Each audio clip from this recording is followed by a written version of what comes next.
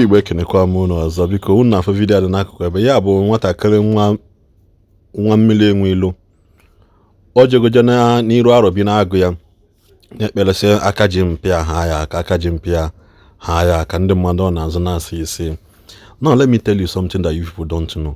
Akefụrụ ụmụazị akịta ndị mmadụ na-esili ha ise mana your son ịpụta isi na ọka pe mpe na-agwa Christians okwu. I'm not talking to non-Christians, so I'm not talking to, listen to me, I'm not talking to non-Christians because I'm talking to directly to Christians because when they joke, I have nothing to do with this part na-ekwu ihe chere mgbe ị na-enecha video mgbe okwu m gacha na-eneza the video ebe Nmiri Eweilo na-aga ọfọ ka aka ji mpịa ha ya aka. Mana this video I'm directing it to parents bụ Christian. This small boy dikata mpe na this boy is not up to 15 years.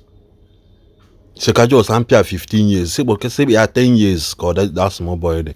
Mana he was bold enough epota we na amala na mpe ya nwere arobi na agụ nwere chio mpe ya na efe that na that chi na alolo mpe ya, so he was conjoined to go there.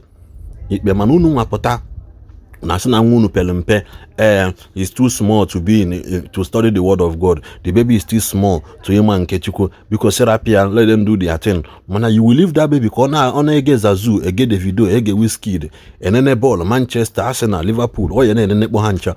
Mana when it comes to the things of God, isi na nwatakịrị gị pele mpe. This small boy kita ya aga secondary school ọ ya aga school emi itinye ụmụazị ndị ọzọ na school. You don't know the atmosphere na follow ụmụazị from these people and ụmụazị nke gị na just kedu ihe na-eme nwa gị that is not performing well. See, the day we will stand up and wake up mara that na enwere ihe bụ ụmụazị in this thing. Bible says train up a child in the way that he will grow, that when he grows up he will not depart from it. This is exactly what Nmiri Eweilo has successfully done. Did he train the child well? It's left for you people to decide. Or no train or the child well, it's left for you people to decide. Man, you as a Christian, what are you doing for that your child? If you have a problem tomorrow, open a business again ya or since na Anambra State. How many of your children Sunday medicine? How many of you are your children willing to stand up in prayer for your parents? Yeah, be a challenge to everybody who are Christian. If this small boy can come out, what stop your son? What stop that your daughter? What stop that your child from doing the same? Unu putu national pelempe, unu putu na hapo bele ngune sinu unu tia na Sunday na children department na church. Onwe haya na amuta dis, what's a biscuit and bobo? Kaya neme. I don't know if they be near na manu umuazi. Bible says that the sons of this world, the children of this world are wiser than the children of Umuchukwu. But you know, Umuazia Ketana, Omagona something day, Omagona only Jimpia, and he was there praying. Ne had golo afon na I'm gonna go the mother we are dear. Ne tilia is in a background because they believe that that child has become a representative of something. Not did that place. Mana.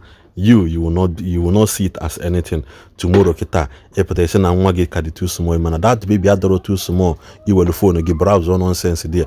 That baby adoro too small, you bịa gbu egwu na agbazazu. That baby adoro too small, participate na inter school nonsense egwu a na-akụziri ụmụazị na school kita sị na ha na-eme ha ka otherwise.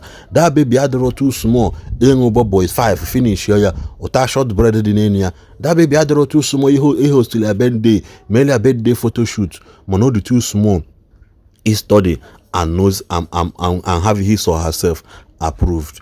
Mana these people will carry different atmosphere but na school na lokwa agwa akwụkwọ mana ndị nke gị the too small study the word of God. So the next time the complete video unenechazia walezia na akunu megene for result kunu mana Nmiri Eweilo zụtara nwunye ọfụma ka ọ zụtara ya. I'm not in a support you judge anybody the way so nwe ya, but you can see my stand in this thing. My stand again. My children yamu chuku mali yo for my go Bible kampahasiago. Nanagota. So but for you, it will be a wake up call to everybody obona. These children are not too small. Or go and any high. That is why you can see capture her very, very early. So what is the again? What is it like? Go as a gun on this video. Cordon. Yes,